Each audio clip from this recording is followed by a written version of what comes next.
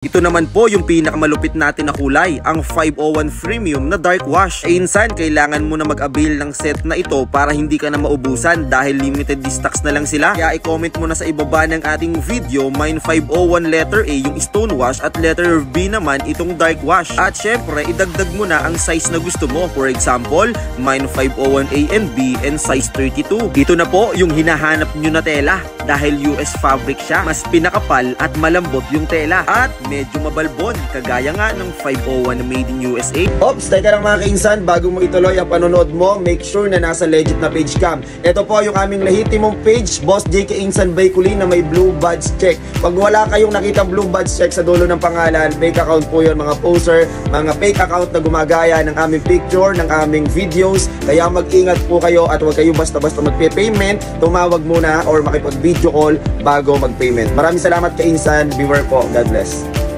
Kainsan, naka-promo na itong dalawang 501 na to, si A at si letter B. Mag-mine ka na kainsan at ibibigay ko ang best price para sa'yo. Kaya ko pang isagad yung presyo kung sakaling marami ang bibilhin mo. Maraming salamat kainsan, God bless.